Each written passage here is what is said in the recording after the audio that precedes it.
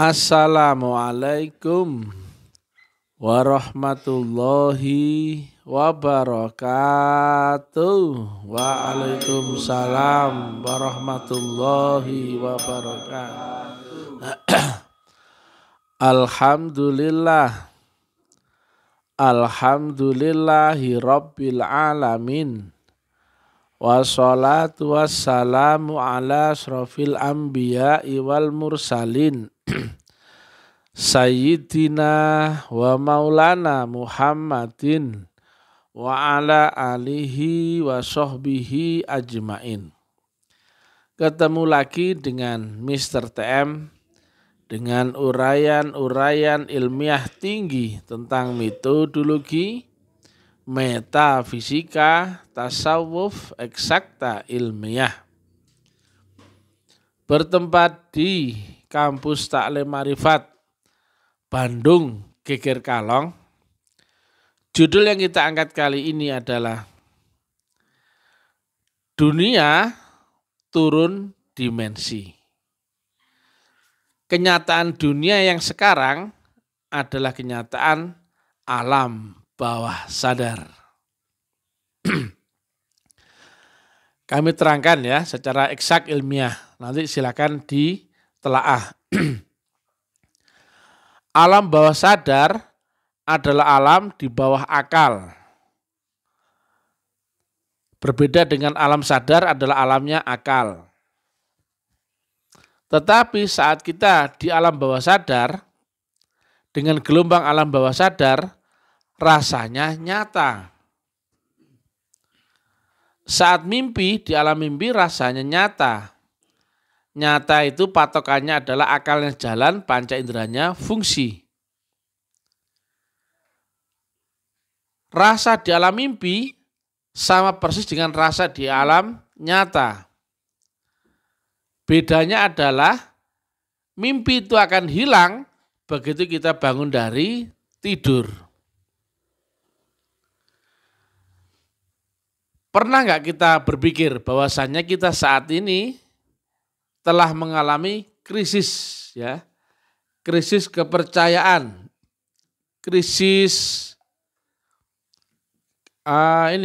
gelombang kesadaran dan sebagainya. Contohnya ya, silakan dievaluasi. Agama sekarang tidak sesuai dengan ayat-ayatnya. Contohnya ya, harusnya syahadat itu bersaksi. Semua hanya mengucapkan dan semuanya merasa fine-fine saja. Betul enggak?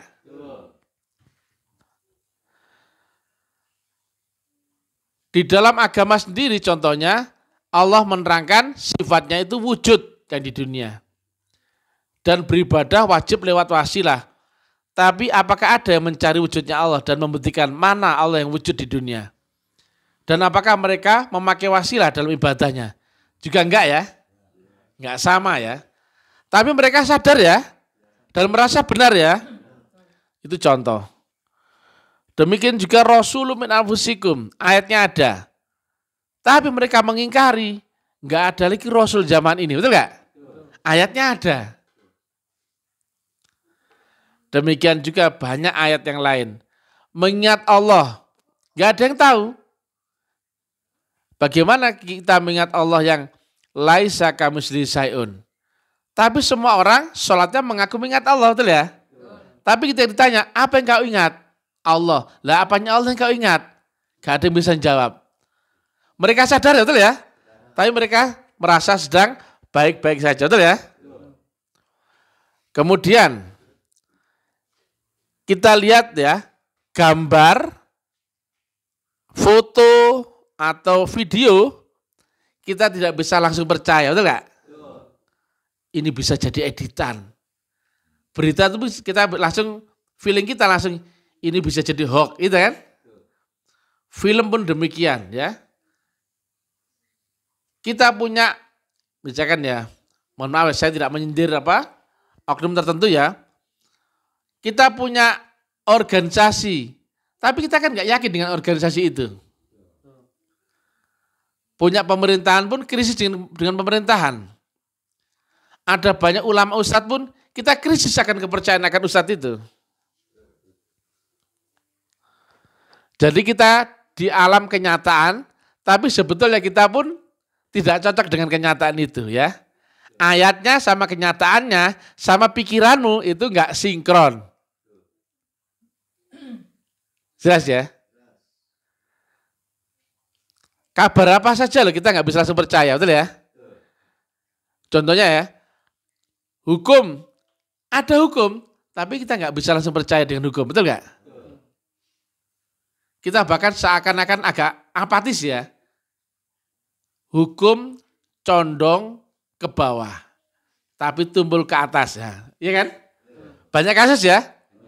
Tapi ini kenyataan. Agama harusnya ma'rifatullah. Kenapa nggak ada yang bisa menerangkan syahadat? Aneh kan? Tapi mereka pun merasa sedang baik-baik saja. Nah inilah bukti. Dan itu silakan ya, kau berkaca pada lingkungan sekitarmu. Semua begitu. Dan sekarang coba gejala ya. Orang lebih dekat sama handphone. Betul ya? Komunikasi hubungan sesama manusia sosial kemasyarakatan berkurang. Demikian juga gaya hidupmu jauh berubah. Berbeda jauh dengan kebutuhan hidupmu, betul nggak? Nah ini sebetulnya kenyataan ini adalah kenyataan alam bawah sadar. Mana yang alam bawah sadar? Mana yang kenyataan alam sadar? Nah sekali lagi ya, antara kitab Qur'annya atau Injilnya, sama kenyataannya, sama akalmu, ini tiga-tiganya nggak sinkron. Akalmu sama kenyataan sekarang nggak sinkron. Dan dibandingkan dengan Quran pun juga nggak sinkron. Ngeri ini ya. Nah, inilah yang kami sering sebut ya, bahwasanya dunia akan mengalami turbulensi besar-besaran. Karena dunia ini sebetulnya bukan dunia alam sadar. Tapi kenyataan dunia ini sebetulnya adalah gelombang alam bawah sadar. Ketika ada stressing ke atas ya, misalnya gini ya, ini alam sadar, ini di atas sadar. Ini alam bawah sadar. Ketika alam sadar ditarik ke alam bawah sadar oleh propaganda Dajjal kan. Kemudian jika ada stressing ke atas yang menarik ke alam di atas sadar, maka yang alam bawah sadarnya akan ke atas. Ikut enggak? Ini alam sadar, ini alam bawah sadar, ini alam di atas sadar. Nah kemarin ini kan enggak ada. Nggak ada yang kenal ilmu rohani, kenal Rasulullah, nggak ada. Ini pun ketarik ke bawah. Bahwa duniamu, kenyataanmu ini adalah alam bawah sadar. Tanda-tandanya tadi sudah saya terangkan semua ya. Ada hukum, kau nggak percaya hukum. Ada ulama, kau nggak percaya ulama. Ada berita, kau nggak percaya berita. Ya toh? Kamu lebih dekat sama handphone ketimbang sama tetanggamu dan sebagainya. Gaya hidupmu sangat dipengaruhi oleh orang lain ya. Dan berita tidak bisa kepercaya. Gambar pun nggak bisa kepercaya. Video, film pun nggak bisa kepercaya, betul nggak? Nah, kenyataan ini telah ketarik ke alam bawah sadar. Maka kenyataan ini sekarang adalah kenyataan alam bawah sadar. Tetapi ketika ada yang menjolok ya, menerangkan metodologi ultra dimensi atau naik dimensi di atas akal sadar, maka ini akan ketarik ke atas lagi, betul nggak? Betul? Maka alam bawah sadarlah yang akan mengalami turbulensi besar-besaran. Jelas? Saya tanya, apakah alam ini akan kiamat? Alam sadar? Tidak. Yang kiamat yang mana? Alam bawah sadar. Paham? Sama seperti saat kau bermimpi ketemu kenyataan. Persis seperti rasa di alam nyata. Betul nggak? Ketika kau terbangun, maka mimpimu kiamat. Buyar. Sudah betul nggak? Padahal di alam mimpi nyata nggak? Contohnya ya, kau jadi Superman. Di alam mimpi, nyata gak itu? Nyata.